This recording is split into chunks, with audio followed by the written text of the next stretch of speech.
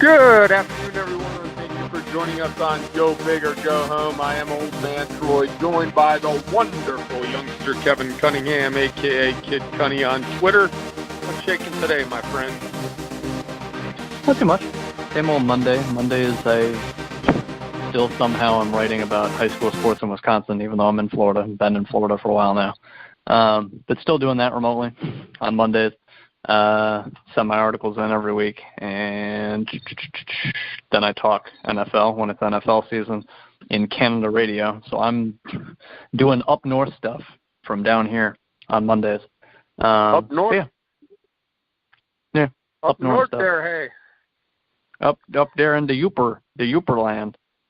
Okay, so I know you're a young kid.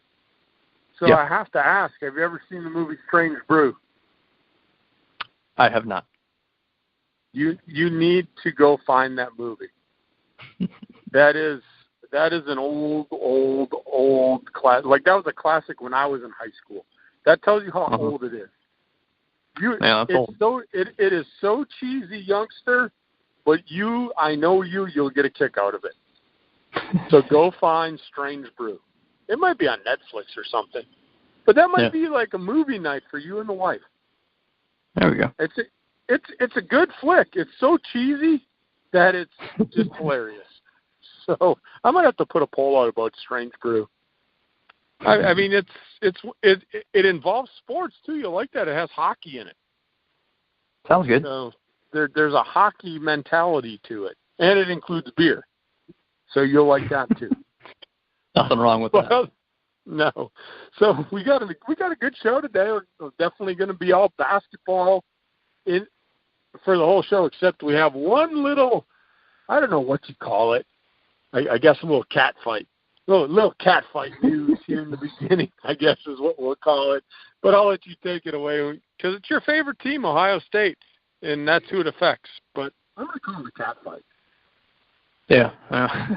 That pretty much sums it up. I will try and be as concise and quick and short and to the point here as possible. But so last year, the class of 2018, I guess, there was Tate Martell, quarterback.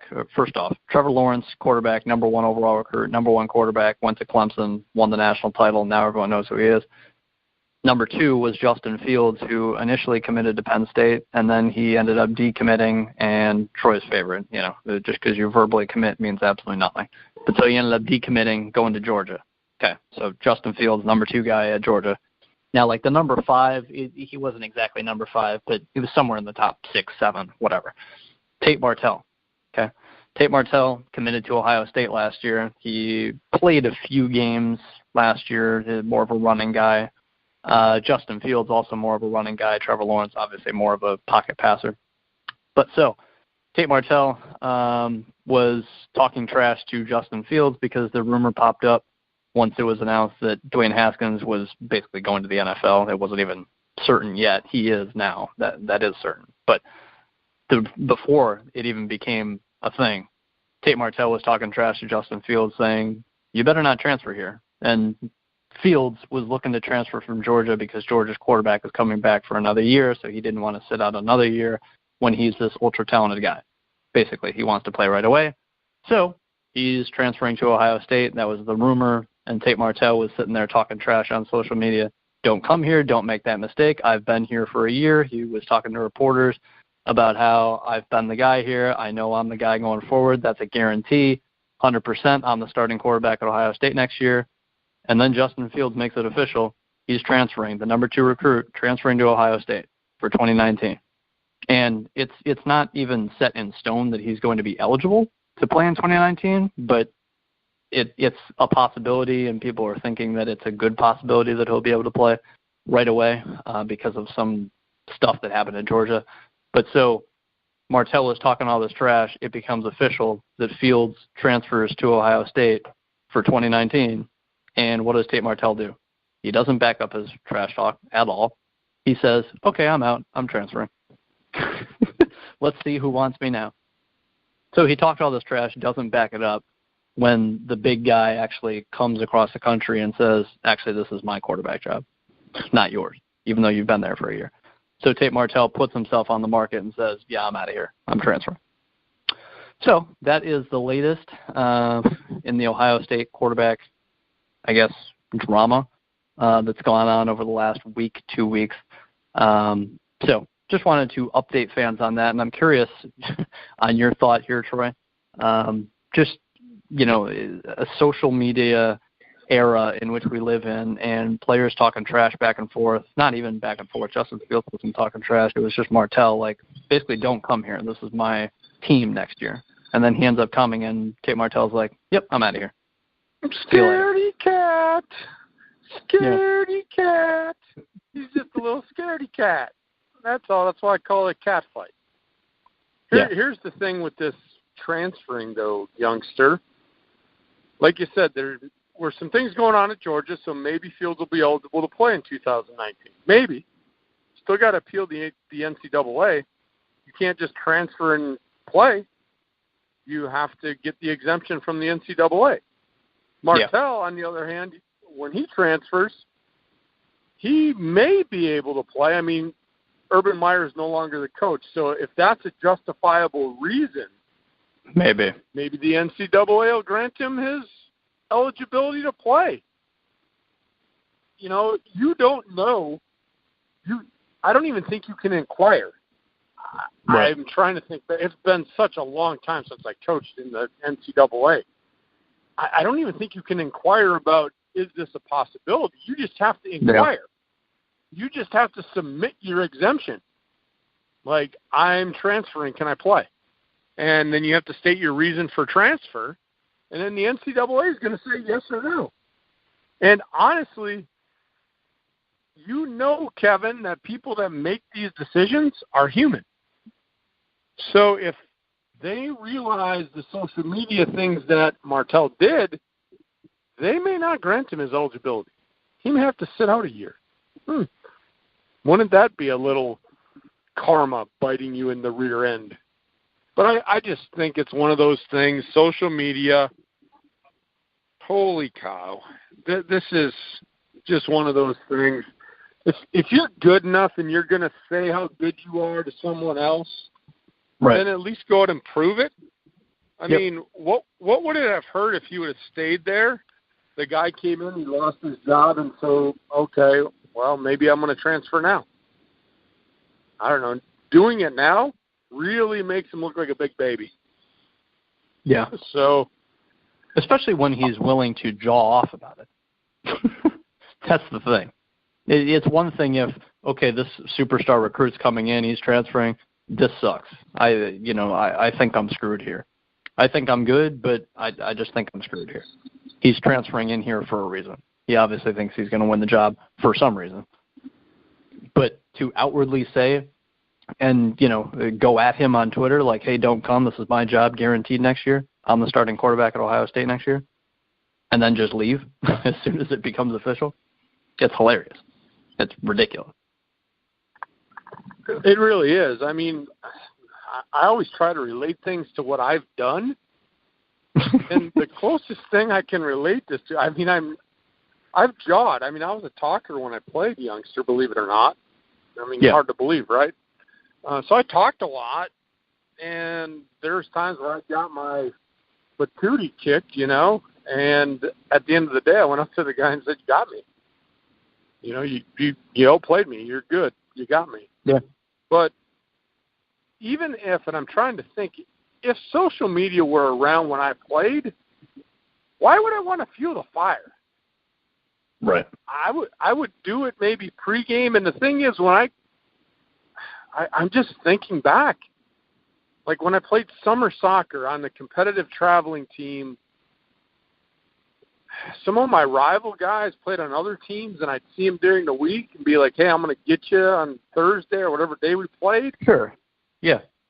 But it wasn't like, I can't even imagine like going on social media and just going to this extreme.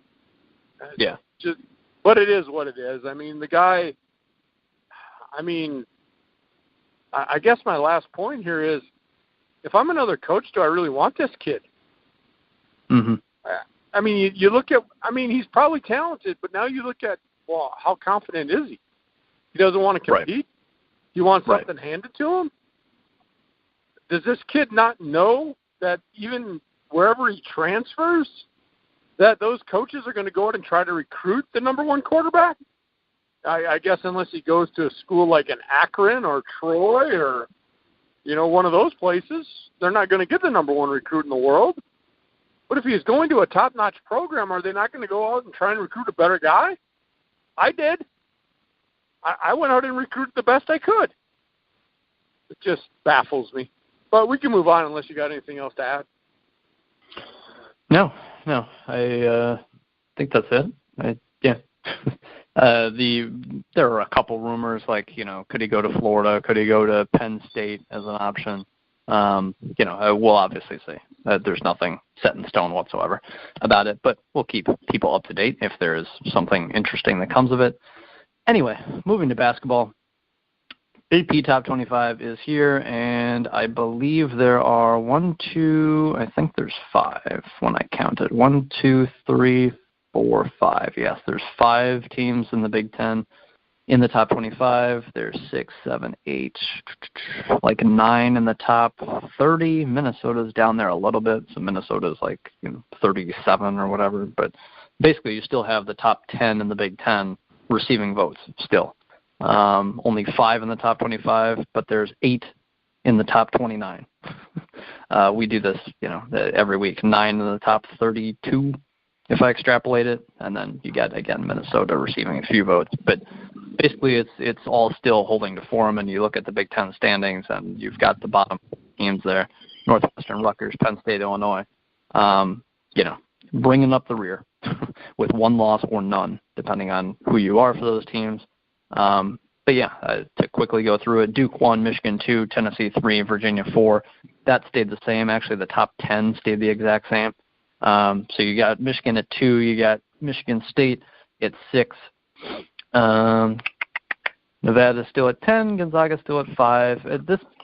The top 10 it's pretty strong in my opinion, and I was actually interesting note. Florida State moved up 2 spots from 13 to 11.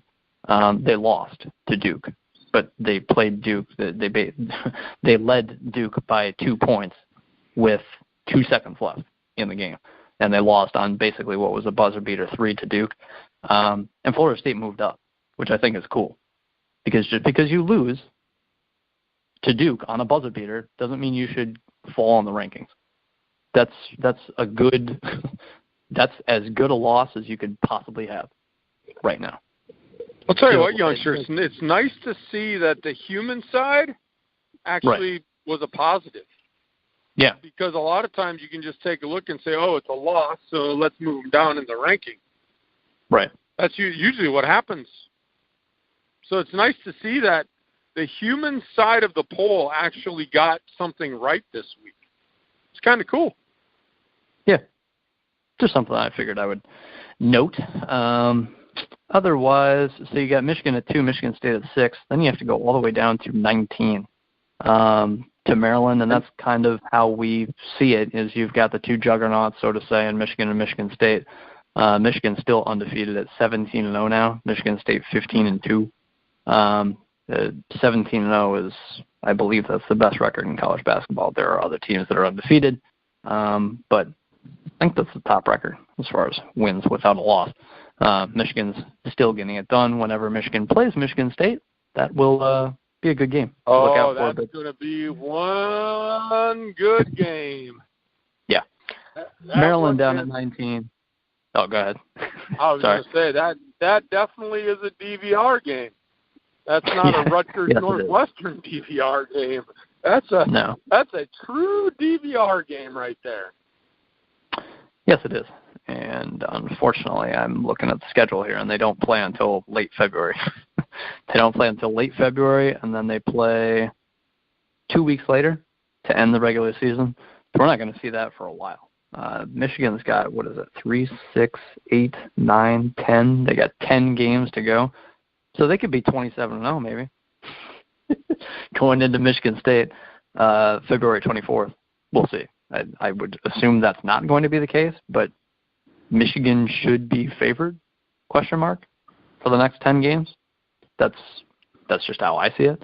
But I would assume they will slip up. Anyway, Maryland at 19, and you got Iowa at 23, Indiana at 25, and then to talk about the others, Nebraska 27, Ohio State 28, Wisconsin 29, Purdue 32, and then Minnesota's down there as well, getting some votes. So, again, brings the total to 10 teams still receiving votes. Nothing really changing there. You got 2 really good teams. You got 8 more quality teams, however you want to put that. And then you've got the bottom 4. That's just the way it is in college basketball for the Big Ten this year.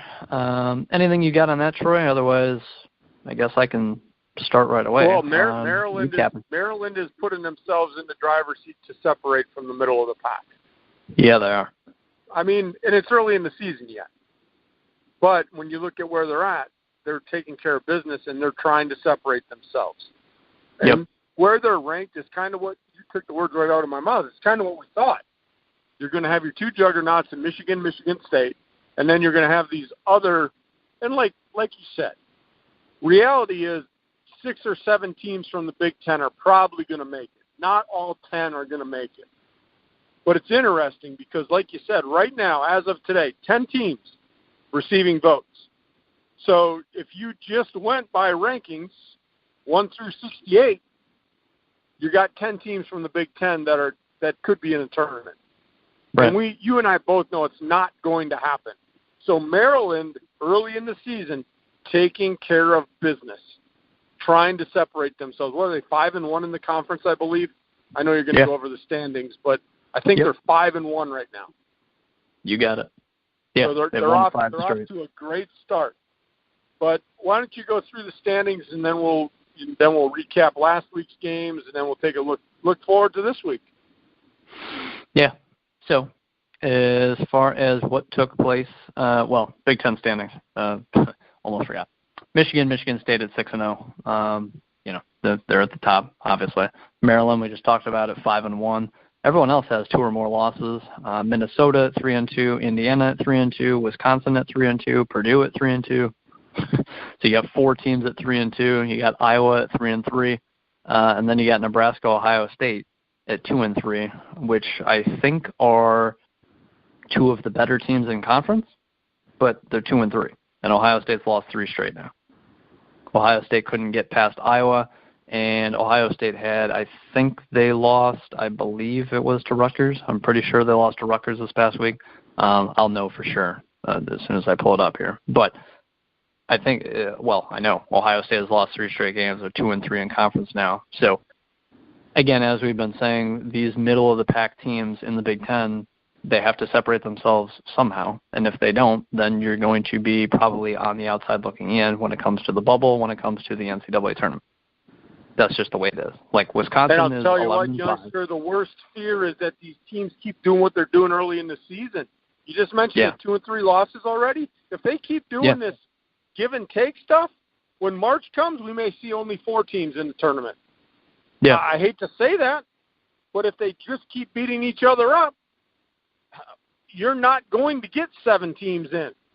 I don't care what you're doing right now, but at 2-3, you're behind the 8 ball. Even at 3-2, I mean, you're dangling around 500.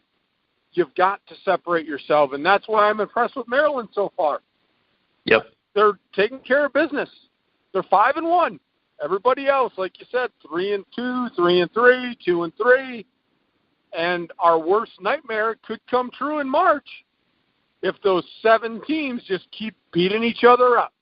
Win 1 at home, lose 1 on the road, win at home, lose on the road, lose at home, lose on the road. Oh, all of a sudden I'm under 500 in the conference. Not going to the big dance. So, yeah. It really could happen that way, youngster. As high as we are on the Big Ten with these quality teams, they've got to get off the schneid, and they've got to start doing something. Maryland's the only one doing it right now. So it could be very interesting if nobody wants to separate themselves with Maryland. Take it away. Yeah, there are 7 teams that are 3-2, 3-3, or 2-3. I mean, you're either 500, 1 above, or 1 under. And I'm sure that'll change a little bit, but I don't know. I like Nebraska. They're 2-3 in conference. I think Ohio State's pretty good. They're 2-3 in conference. I think Iowa's solid. They're decent. They're 3-3. They've won their last 3. Like, they're picking up steam, but they started off slow. So what's going to come? Obviously, we'll see. And then you got the 4 teams at 3-2. Minnesota, Indiana, Wisconsin, Purdue. Yeah, and the Badgers lost 2 at home, Kevin. Their 2 losses are at home. Yeah. You can't lose at home. You got to hold ground at home if you want to make the tournament. You can't be dropping games. What's their home record? 3-2 overall. Yeah. 3-2 overall at home. Oh, come on. Get the diaper off. Let's go. Yeah. To put it into a little bit of perspective before I recap, Wisconsin. We'll take Wisconsin as an example. They're 11-5 overall. Okay, we're 5 games in the conference for Wisconsin's sake, either 5 or 6, depending on who you are in the Big Ten. But Wisconsin's 3-2 right now. Okay, 11-5 overall. So 3-2 in conference. You got 15 more Big Ten games. Let's say they go 8-7. So they finish. What would that be? 11-9. 11-9 in conference. Okay, so if they go 8-7 the rest of the way, they're 19-12 overall. That's not good enough. They have to not going to get you in. And that's going 8-7 against a good conference and 2 really good teams and other top 25 rated teams and other teams receiving votes. I mean, it's not going to be easy. And that's Wisconsin, who's at 3-2. Let alone if you're Nebraska, Ohio State, Iowa, who's half a game back. So, you have to do what Maryland's doing, and that's just winning games. As simple and obvious as it sounds. But, again, there are teams like Ohio State that are not getting it done against teams they should, a.k.a. losing to Rutgers, which, I'll bring up in a second here. But, anyway, recapping the games, starting from last Monday, which was the 7th, there were none in the Big Ten, so that's easy. Moving on to Tuesday, the 8th, January 8th. Michigan State hosted Purdue, completely took care of business, won by 18 points. That's, what was amazing about this game is that Carson Edwards, the arguably most talented player in this conference, did not lead Purdue in points. To check to see how many points he had. He didn't have 13. That was the leading scorer. It was 13 points in this game. Carson Edwards had 11. He was 3 of 16 from the field, 2 of 13 from 3. I mean, that's a classic case of Michigan State averaging 90 points a game this year, basically. But when you play against Purdue and you've got a one-man show, Carson Edwards, shot, I don't even know what, less than 20% from the field. Somewhere around 17, 18%. So Michigan State has a really good defense. They've got a really good offense. Michigan State also did not have Joshua Langford in this game either. So, leading scorer, again, still not there. And yet they still win by 18 points and completely shut down Carson Edwards. Michigan State's really good. In case you didn't know, also Tuesday, Maryland went to Minnesota. And Minnesota, at this point, I believe, was 12-2 overall. And Maryland went there and won by 15 points. Maryland won the second half by 21 points. Anthony Cohen Jr., 27 points, 6 rebounds, 5 assists. Maryland is just getting it done. And it was one of those games that we said a week ago, hey, this is going to be interesting. So we think Maryland's pretty good. We think Minnesota's decent. It's at Minnesota. Should be a good game. Well, Maryland won the second half by 21 points, like I just mentioned. So they're playing really well. And they shot 60% from 3, 54% from the field. They went on the road and smacked Minnesota in the second half.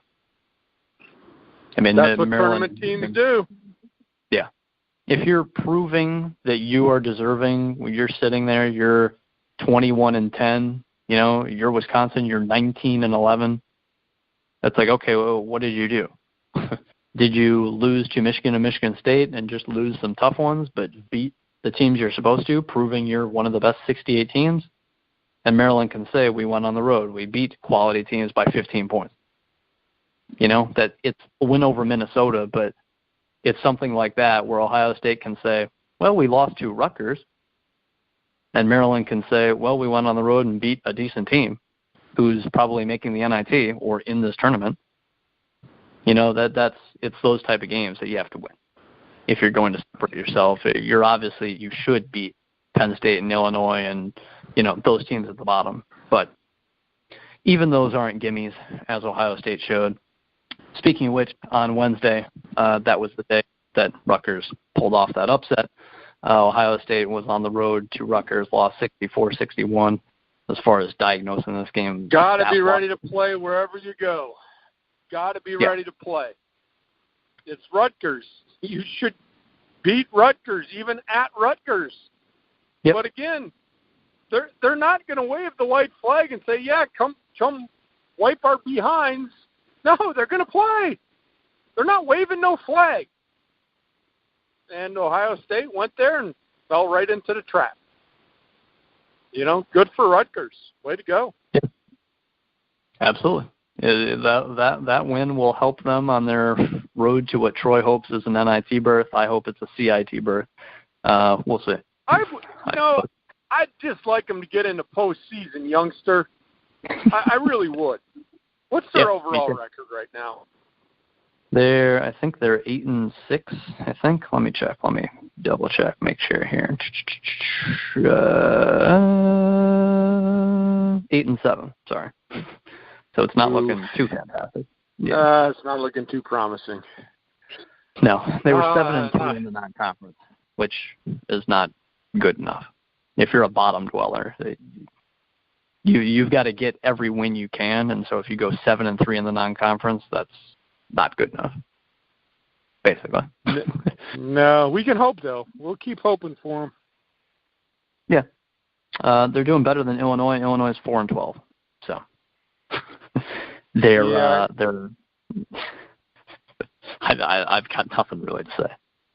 No, that's one of those. That's one of those little emojis that looks brown and looks like a pyramid.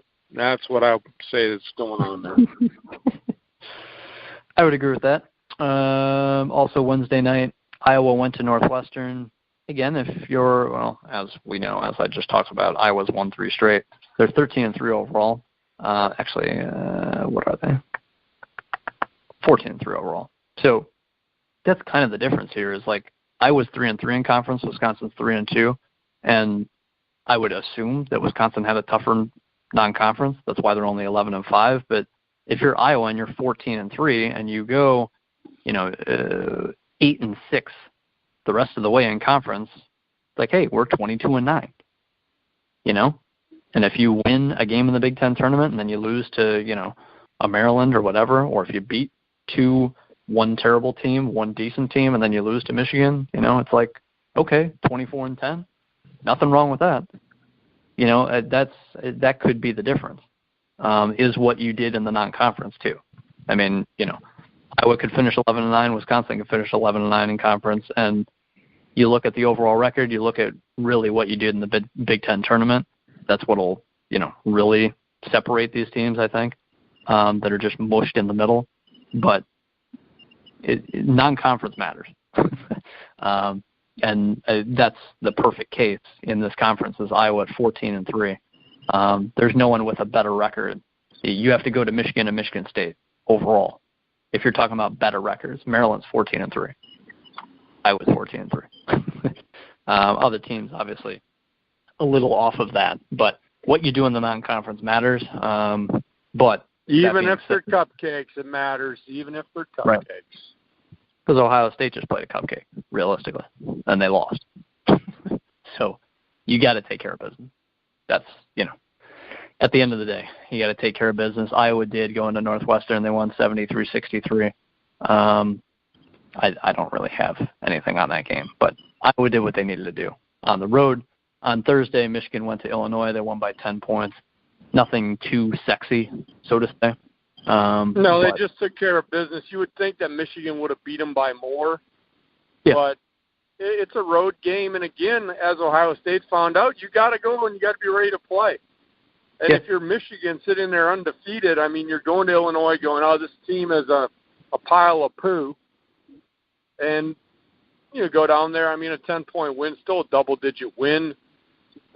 at the end of the day, a month from now, is it going to matter? No, they got a W. Right. They got a W on the road against a team that they should have beaten. Now, we can sit here and critique it and say, well, they should have won by 20. But we don't need to. No. Like you said, especially a double-digit win, it's one thing if you win by 3. And it's like, oh, what happened there? Maybe it can get to those minute details, like, is Michigan a 1 seed or a 2 seed? And you start really dissecting, like, okay, them or Virginia, let's see.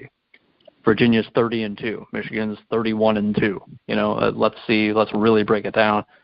That's the only time stuff like that really matters. But to go on the road, win by 10, nothing wrong with that at all, even if it is Illinois, who's 4-12. But anyway, also on Thursday night, Nebraska hosted Penn State. Nebraska beat a team they should have, 70-64.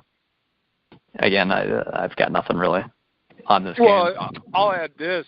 Those are the games where Penn State, if they want to make any resemblance of getting out of the bottom-dwelling part of the conference, that's a game they got to win. Yeah. But we talked about it last week as I get to listen to a lot of Penn State games out here where I live. They're just not that good this year. Just, they're basically playing to be at 500 to get into the NIT. They're not going to make the NCAA tournament. They're not good enough. Yeah, and they're not making any. Honestly, they're 7-10 overall. They're 0-6 in the Big Ten. I mean, they've got 14 games left. If they take care of business against their bottom dwellers, because they got to play them a couple times, they can add some wins. And I think Penn State, Kevin, will pull off a win or two against those 7 teams we're talking about. There's going to be a team that goes to Penn State and is not ready to play, and Penn State will beat them. I'm not saying Penn State's the better team, but I'm saying it's going to happen. We know it's going to happen. Right. But for Penn State, this was that type of game where if they wanted to do something this season, they had to win, and they didn't. I mean, Nebraska's a good team, don't get me wrong. But, Penn State, you got to go on the road and you got to win some of these games. And they're not good enough to do it. Yeah. To me, it's very hard for them. It's very hard for Illinois. It's very hard for Rutgers. Northwestern's 10-7 overall. You can make a case at 18-13, and you win one game in the Big Ten tournament. It's like, maybe they deserve a little, NIT bid, whatever. But those other 3, I'd be surprised at this point. But we'll see. Who knows? Obviously, you can pull a couple upsets, and things can look better than they are. But Friday, another couple games on the slate there.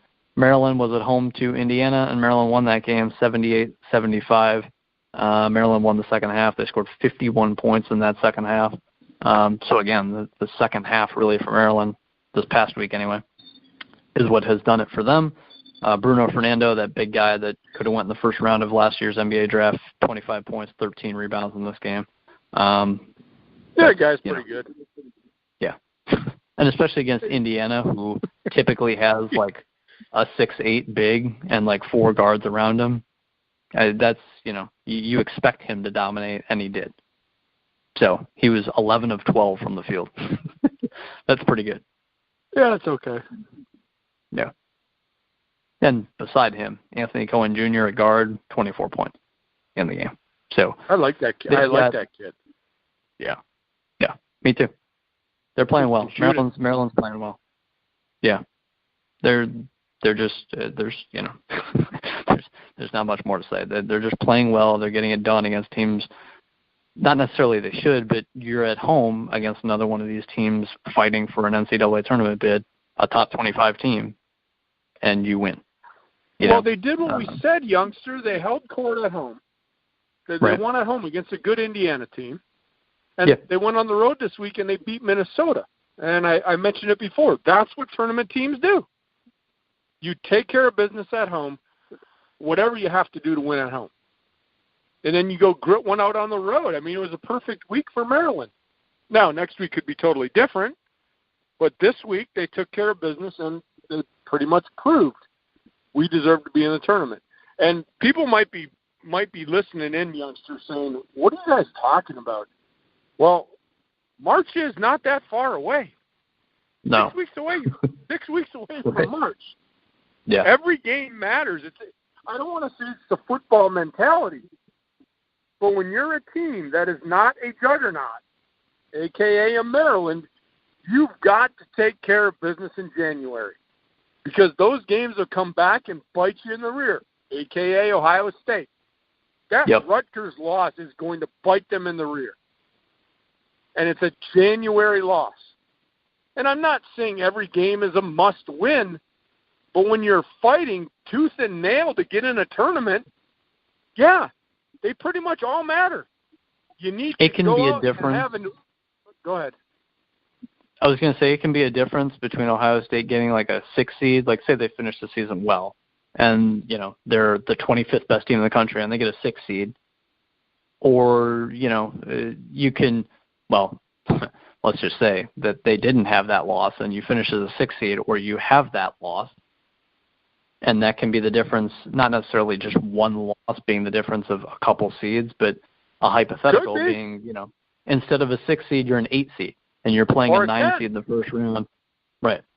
You know, you're playing a 9 seed in the first round. Say you get past that. Okay, here's Duke. It's like, oh, great, wonderful. Or you can take care of business against the teams you're supposed to, and you can have a little, you know, favorable road for you going forward. You have to beat a couple good teams until you, you know, get to an Elite Eight, but at least it's manageable. But if you set yourself back, and that's what can kill you, really. So, you know, I still think Ohio State makes the NCAA tournament, but they're not proving it. This last week and a half, they're not proving it anyway. They've lost 3 straight games. So we'll see. They're 12-4 overall. They're only 2-3 in conference. It's not like they're screwed, but you need to win games that you should, basically. And Maryland's the only team doing it outside of the juggernaut, basically. Iowa as well. Can't forget about Iowa and their 3-game winning streak here. But also Friday night. But they also dropped games earlier in the year, Kevin. Right. So they've won 3 in a row, but they turned the light switch on. Yeah. It's been a seesaw for Iowa so far in Big Ten play. But also Friday night, Purdue went to Wisconsin and pushed the game to overtime and won the game 84-80 on the road. Purdue is 3-2. Wisconsin is 3-2, and you know now it's okay. This is interesting. Wisconsin could have been 4-1. They could have been right behind Maryland, basically tied with Maryland. Seeing as, you know, however you want to look at it. So Wisconsin could have been right there, and they should have been right there. But instead, Purdue goes on the road, forces overtime. Carson Edwards scores 36 points, and there you go. And this is where I want to kind of flip it, because what'd you say earlier in the week, Kevin? Carson Edwards had how many points? 11? 11, yeah. We talked about it last week. That's why I'm bringing it up. The problem with Purdue this year, Purdue goes as Carson Edwards goes. If you shut down Carson Edwards, there's nobody else to step up and help that team win. If Edwards is on, they have a chance, and they can play with any of those middle-of-the-pack teams. So, Wisconsin, take a look at what Michigan State did. You're not as good as Michigan State. Shut down Edwards. Make somebody else beat you. Doesn't take a rocket scientist to figure out Purdue. Make somebody else beat you. If somebody else is out there draining threes and draining open looks, okay, guess what? It's not like pick your poison against one of the top juggernauts. Shut down one guy. That's all you got to do. Make somebody else beat you, and Wisconsin didn't do it. They pooed. I almost wanted to drop an F-bomb. They pooed the bed at home. They want to make the tournament. They've got to beat a team like Purdue at home. Right. Bottom line. Now, I'm still okay with the Badgers. I like the Badgers. But they can't drop games at home. Now they've put themselves behind the 8 ball. They've got to go on the road, and they've got to win against these middle-of-the-pack teams. Not an easy task. So I'm a little frustrated with the Badgers right now, youngster. still have faith in them, but frustrated beyond all belief. They used to be dominant at home. And now they're just like, yeah, let's let Carson Edwards shoot the ball. Let's let him score 36 points because nobody else on that team can really put that team on their back other than Carson Edwards. So, yeah, we'll just play him straight up. Whatever. Make you mad. All right, you can carry on. What was I going to say? There was something else. Now I just lost it. In general, if you want Purdue, like a scouting report, I mean, like Troy said, make someone else beat you. Just focus on Carson Edwards. They've got one other sharpshooter in Ryan Klein, and he was 4 of 7 from 3, and that's all he did. I mean, otherwise he had 2 free throws in the game, 14 points. I mean, that it's really just the Carson Edwards show, and whoever's on Ryan Klein, just stay on him because he can shoot. I mean, that's it. That's really all it comes down to. It's not rocket science. And Purdue shot 56% from the free throw line and 42% from the field, and they still went to Wisconsin, forced overtime, and won. Wisconsin somehow shot 53% from the field, 56% from 3, and didn't win the game. And again, Kevin, when you go and again, I'm a loyal, diehard Badger fan.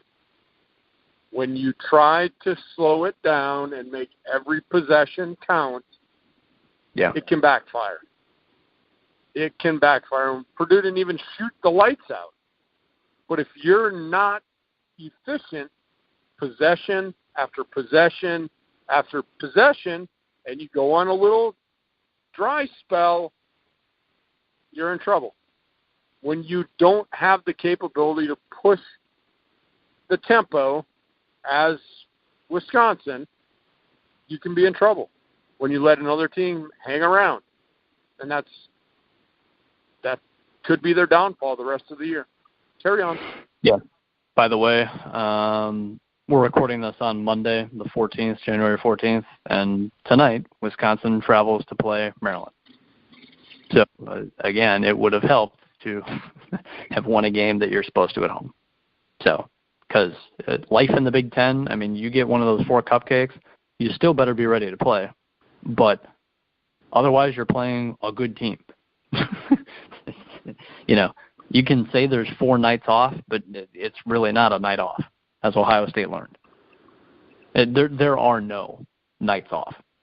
I mean, Michigan went to Illinois and only won by 10. There's not really a night off. Illinois is struggling mightily.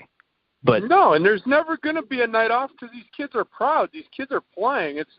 They're going to step on the court. You've used this analogy many times. You know that you're outmanned. I've been there as an athlete. I've been there as a coach. But, God darn it, we're going to go out and play. Well, we're going to give every ounce of effort from our skill set to try and beat you. And we're not going down easy. And the way that you take care of business against a lesser opponent, I'll use this analogy, just put your foot on their throat and keep stepping. Just doing it. Don't take your foot off the gas pedal. Just keep playing basketball. Demoralize them. But if you let them hang in the game, that effort from a lesser skilled team could result in you getting upset. It's the way that it works. You and I have been on both sides of that ball, youngster, as athletes. You know how it works. For sure. When you have an inkling of hope, really, it's night and day. And it's night and day when you're the favorite and you're up 28-7 at halftime, talking about football, or it's 20-17. And it's like, oh, my God, we're on the road here, and we're playing a team we're better than, and we're not doing anything about it. They're still going to have a chance in the second half, and they're receiving the ball, and it's like, oh, my God, are we going to get upset? Just put your foot on their throat and keep stepping, like Troy said. You just want to say, we're the better team, you are bad, we are good, we're coming in here, and we're winning the game. That's simple. You don't want to let things linger and give the other team hope. Otherwise, they're going to really start believing that, hey, we can beat this team. We are on the same level as this team, maybe. You know, it's 100% different when you're in the game at halftime or you're out of the game and you know you're the worst team. There's a 100% difference there in the type of effort that you're going to get in the second half. Yeah, I'll tell you, youngster, I could probably share 8,000 analogies from playing and coaching, but there really is a mentality, and from both sides of it. If you are the underdog and you went out and in basketball, you go out and play a good 20 minutes, you're down by 4, you're walking off that court going, man, we might be able to take these guys. Couple bounces go our way.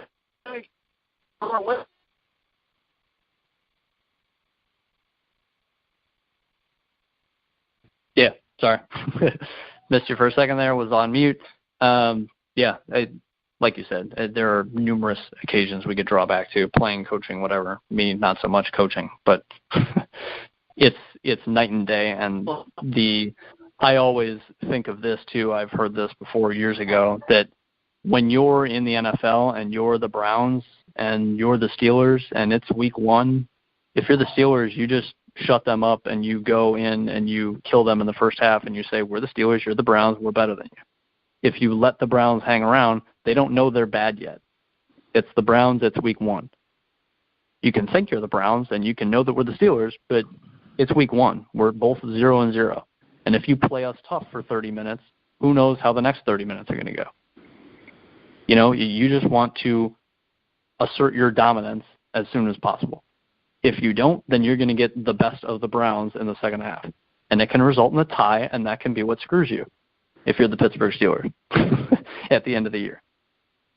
That's the difference. I mean, one half of football, one half of basketball, one whatever. That can be the difference from you making the NCAA tournament, you making the playoffs, and you missing it. You know? So all these games matter, and, you know, the way these teams start games, finish games, it all matters.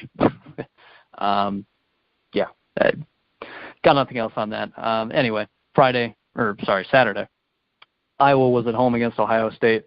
I was following this game along a little bit, and it was a very tight first half. It was 26-24 at halftime. Ohio State had the lead, and then Iowa broke out and scored 48 points in the second half to win by 10. And that's what Iowa wants to do. We've talked about this, that they're the second most high-scoring team in the Big Ten this season, and you know that's what they want to do. They weren't able to do that in the first half. In the second half, they were. They were at home against what was a top 16 team at the time, and they said, no, we're going to play our style of basketball, and they did that, and boom, they come out with a win. And now I think they are in the top 25 because of that. Yeah, an Iowa team, Kevin, when you got a team that likes to score, you can hold them down for a little bit. I mean, it's hard to hold them down for 40 minutes. Yeah. I mean, eventually the shooters are going to shoot, the rebounders are going to rebound, and, you know, their tempo is going to be there. You know, you can hold them down for a little bit, and there are going to be games that maybe somebody can hold them down for 40 minutes. But for the most part, when you get a team that is an offensive-minded team like Iowa, which is actually kind of weird to say, because usually when I think of Iowa basketball, I think about pounding it inside, good, tough, gritty defense, not this up-tempo, hey, we want to score 80 points. But, you know, when the mentality changes, and that's kind of the way as we look at college basketball, that mentality is kind of changing. You can't hold them down, so you've got to have the offense to go toe-to-toe with them. I mean, I think that's what's making Iowa dangerous this year, Kevin. You know, they're in that dogfight in that first half. That's fine, but they've got guys that can score, and eventually they're going to score.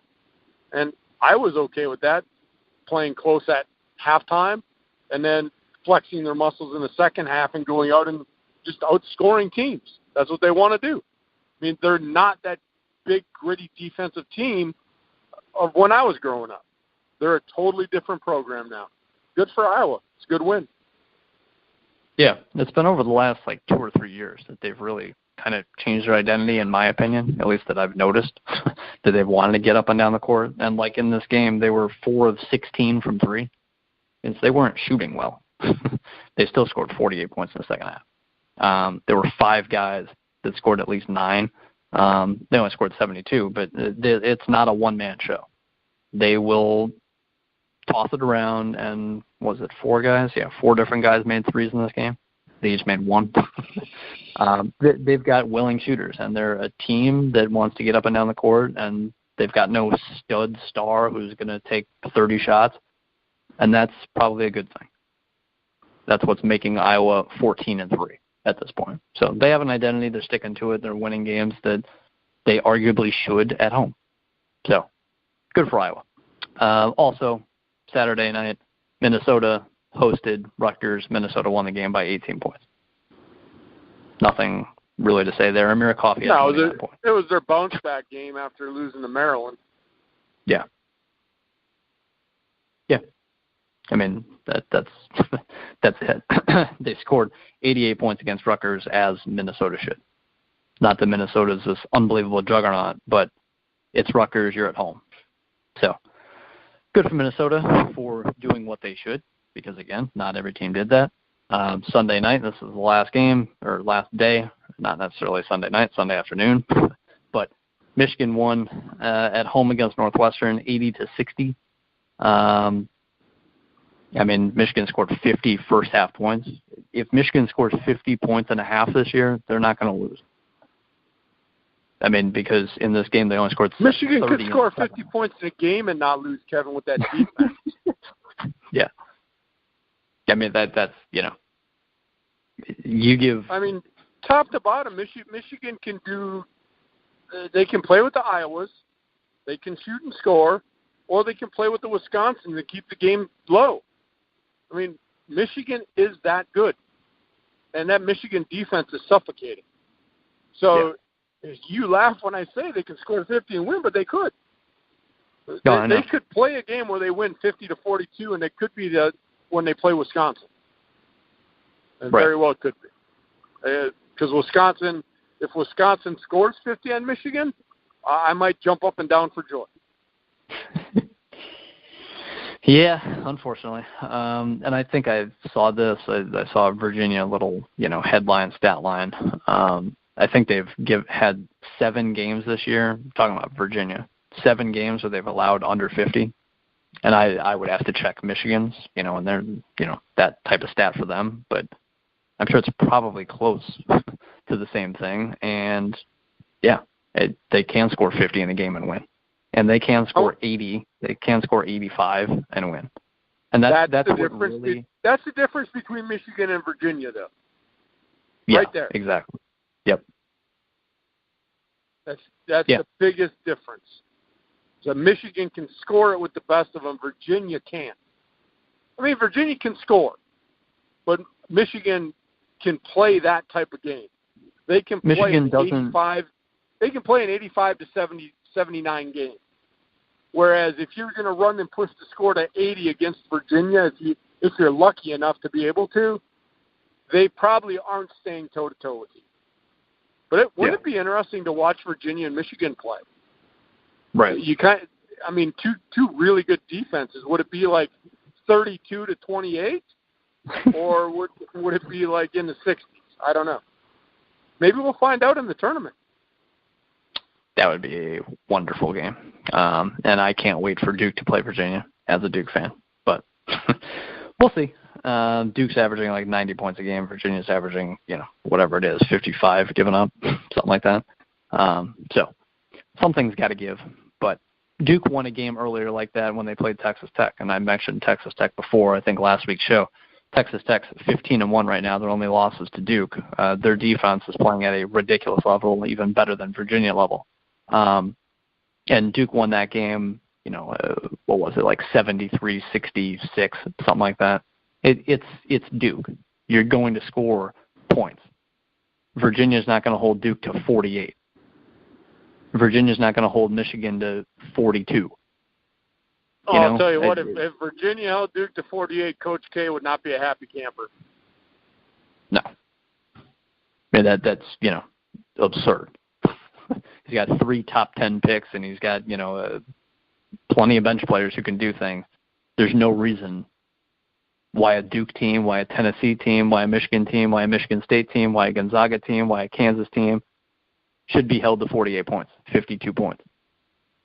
And that's, this is going to sound like a bash to Tony Bennett, but that is kind of the difference between John Beilein and Michigan, and they don't deliberately slow the game down. Virginia does. Virginia wants to slow it down.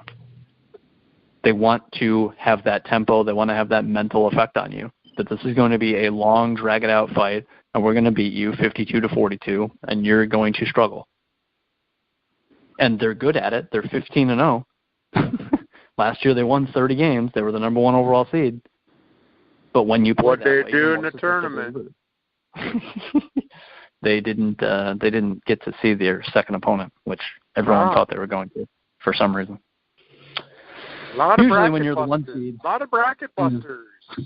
Yeah. Usually when you're a 1 seed, you get to see that second team.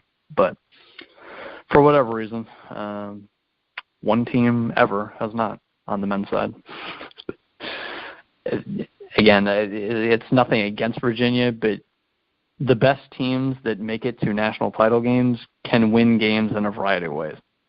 I mean, that's just the way it is, honestly, in college basketball. So, anyway, moving on from that. Michigan, by the way, 17-0 start, beating Northwestern by 20. That's the best start they have ever had in program history, 17-0. And like I said before, they've got 10 games until they play Michigan State. I don't think they go 27-0. Do you think they go 27-0 going against Michigan State, Troy? No, I think there's going to be a blemish somewhere in there. Yeah. Okay. So we're in agreement. It's so hard. It's to go night in, night out, to bring your A game every night. I know they're going to be more talented than every team up until the Michigan State game, but right. it takes a 20-minute letdown, though. I mean, it doesn't even take a full game letdown. They have a 20-minute letdown, and they could end up losing a game that they shouldn't lose. And I think there'll be a blemish on the record, and I think there might be a blemish on Michigan State's record, too. So it's college basketball. Yeah. Michigan, they'll be favored from every game here on until Michigan State. And I think they play Michigan State at home that first time. So they may even be favored then until the last game of the regular season when they play at Michigan State.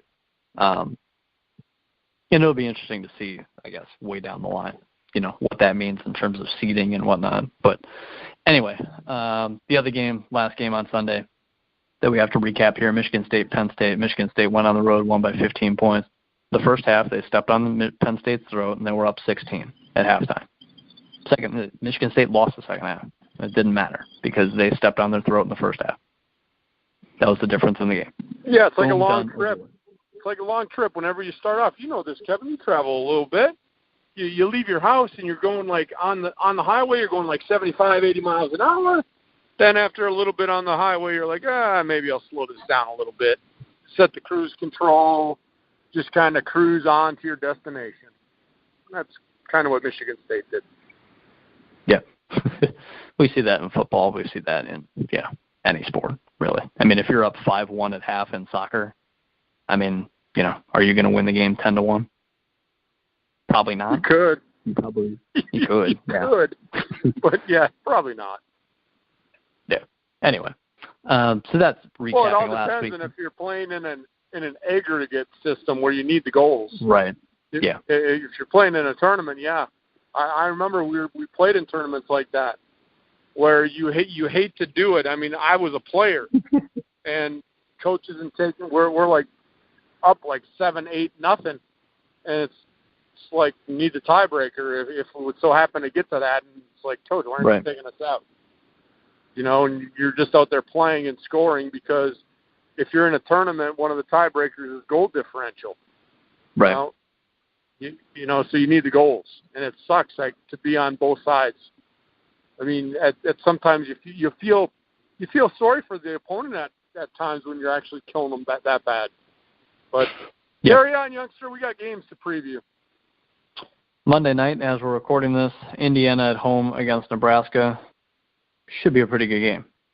I'm surprised Indiana's only favored by 2. That's surprising to me because Indiana's playing better than Nebraska is, although Nebraska is the more older team. They're the more established team, but Indiana's probably got a little more talent, maybe, I guess.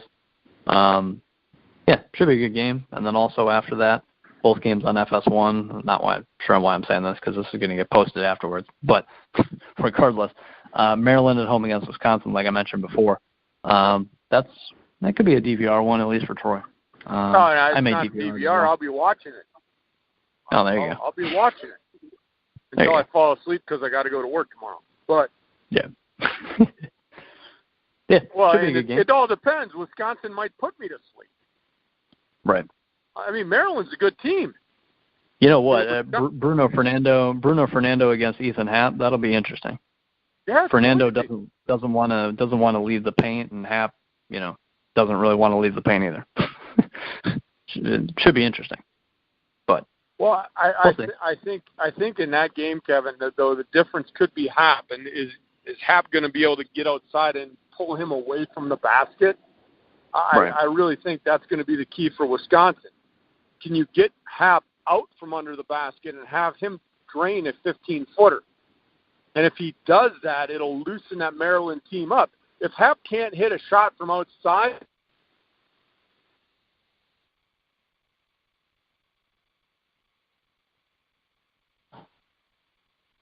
Wisconsin cannot pull him out from under the basket, they're done. They'll lose by double digits.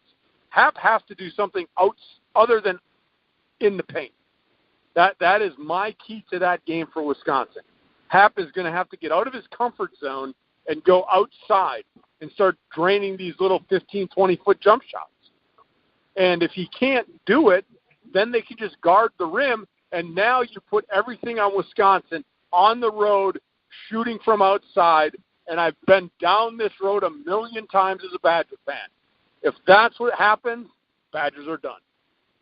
I mean, they could have a really good 60% shooting night, but come on, let's be real, Kevin. That doesn't happen very often. When you rely on the jump shot, you're done.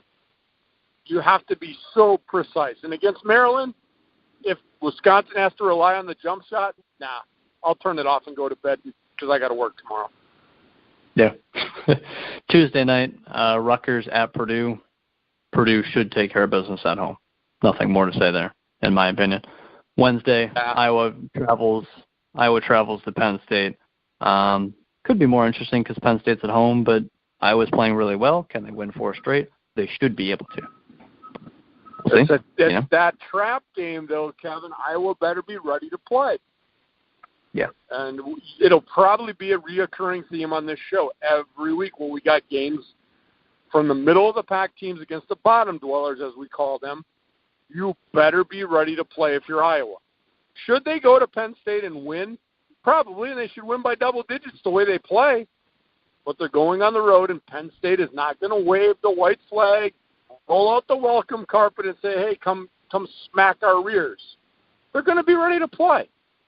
So Iowa better go there with an intention of throttling them. And if they don't, maybe Penn State pulls an upset. Gets their first win in the Big Ten.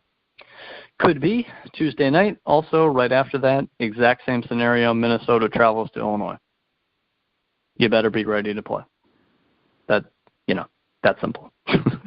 Nothing more to say. Thursday could be pretty interesting. Michigan State, 8 o'clock, FS1. Michigan State travels to Nebraska. That should be interesting to me. I think Nebraska is going to be ready for that game. I think Nebraska is at home. I think Nebraska has a bunch of seniors on that team, and that they should push Michigan State. I don't think Nebraska will win, but I think they will push them, and it'll be a closer than what most people expect game. There's no line on it as far as I can tell right now, but I would almost be willing to bet and say that Nebraska will cover the spread, whatever it is.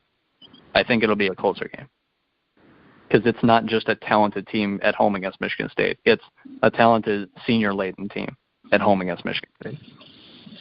I think that's going to be the difference. If there's any time that experience comes into play, Kevin, it's this Nebraska team right now in this game this week.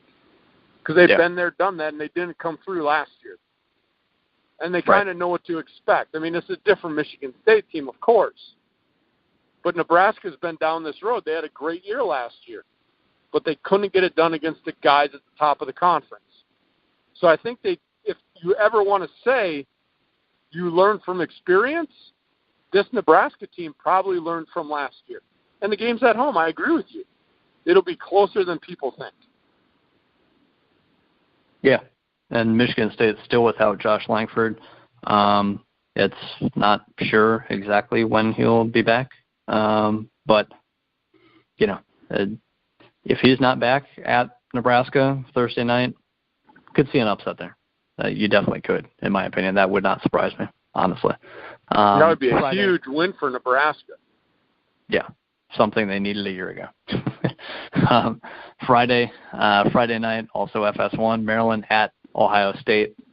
That should be a good game because Maryland's playing really well. Ohio State's not, but really talent-wise, I think Maryland may be a little better, maybe, but Ohio State's certainly not far off. They're at home. That'll be a very interesting game. And we could see Ohio State really go down in the dumps if they poo the bed, as Troy likes to say, this week, which they could. Not easy playing against Maryland right now. No, Maryland's taking care of business, like I said. They've got all the confidence in the world. Ohio State's struggling a little bit. If Maryland goes to Ohio State and wins, Kevin, I mean, I don't want to anoint Maryland as, hey, you're automatically in. But we've already talked about it. They're starting the separation right now. And if Ohio State wants to kind of lasso them like a rodeo, they need to lasso Maryland and take care of business at home. It's a tall order, but Ohio State can do it. They've got the talent, but I wonder where their psyche is right now because they're not playing good basketball. Yeah, it's also their only game of the week. So focus should be there, and it's at home. They should have attention to detail in that game, but we'll see. Friday night.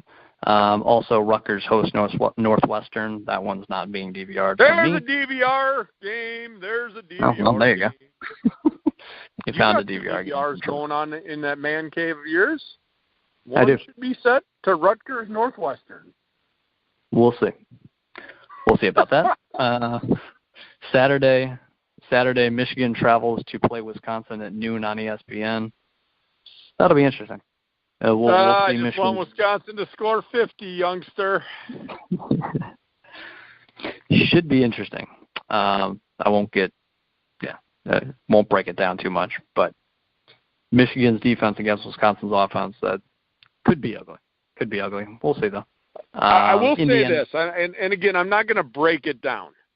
But when you look at this Michigan team that I have applauded, patted on the back, given kudos to inside and out, right? And you've given hats off many times to Michigan. They probably got more than half your hats. Yeah. Wisconsin style against a good Michigan defense could benefit them as long as they're playing defense for 40 minutes. That's the key. If you want a chance, you can't try to score toe-for-toe with Michigan. You have to get into that total Virginia mode. I guess that's what we'll call it. And you have to be very efficient on offense. I just talked about tonight's game against Maryland. If you're going to live and die with the outside shot, you're done. But if you're going to play Michigan and you're going to play hard-nosed defense and you're going to be able to make them work on the defensive end, different than any other team because Michigan does work all the time. But if you can be effective and you can hit a couple of threes and play good defense for 40 minutes, you're at home. And it goes back to what we were saying before, Kevin. David versus Goliath. If Goliath is sitting there at halftime, Wisconsin's down by 3, down by 4, the confidence level would be sky high. Yeah.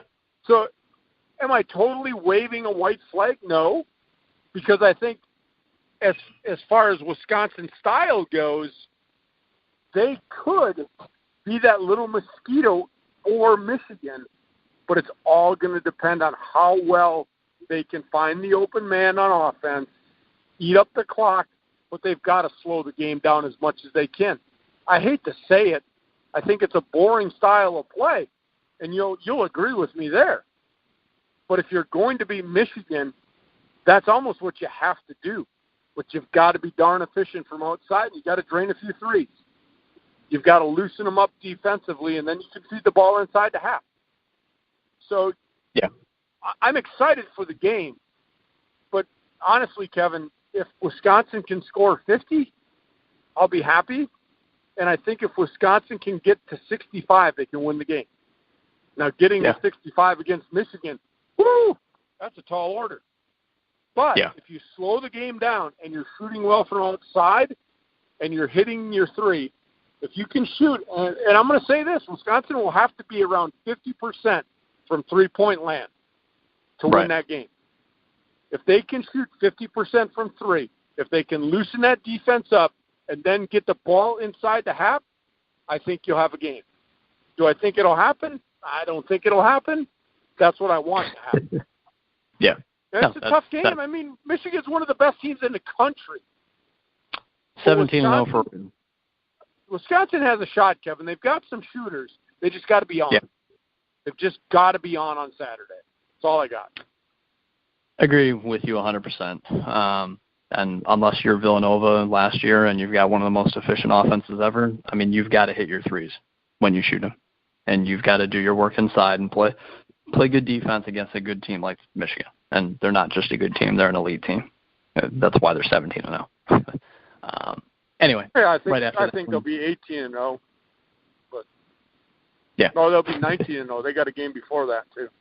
They'll be 19-0. But I'll be cheering my buns off. There you go. Right after that one on Fox, Indiana at Purdue. Two interesting offenses. Carson Edwards against Romeo Langford is probably the two most skilled players in this conference offensively. And, it would be a fun game to watch.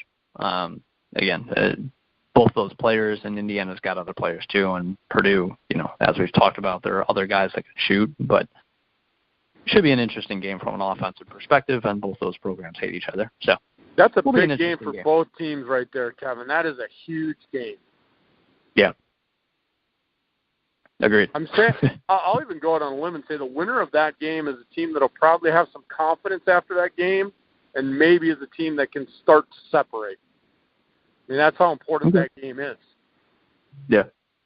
I'm more in favor of Indiana than I am Purdue in general, neutral court, but we'll see. Games in the state of Indiana regardless. So it's at Purdue. But anyway, last two games of the week to preview here. Also Saturday night, it's, a couple of the same. Minnesota at home against Penn State. Minnesota should take care of business at home. You can't walk into it sleeping, but you should take care of business at home. And then the only game on Sunday for the Big Ten, Iowa at home against Illinois. They should take care of business at home. That's all I got. Yeah, I'll be watching some football instead of that one. Yeah, I agree, 100%. Yeah, all right, that's youngster. I think we've wrapped her up. A little short show like we always talk about. We can get going. I think we had some very good points today, though. But if you're listening in, make sure you follow us on Twitter at YoungsterOldMan is our show handle. The youngster is at Kid Cunny. I am the old man at Troy Robert 967. And if you think back way to the beginning of the show, youngster, make sure you go find Strange Brew. At least look it up on the internet and maybe look at the trailer. Just watch the trailer if they even have one. I don't think they had them back then. It's just one of those shows. But that's your assignment, youngster. Between now and the next time we do our show, figure out what Strange Brew is. And then, maybe for our radio show, we'll bring that up. So if you're listening in, find our radio show. And the only way to do that is to find us on Twitter at YoungsterOldMan. Hope you enjoyed the show today, everybody. For the youngster, I am the old man. Have a great week. We'll get back with you next week. Same time, same place.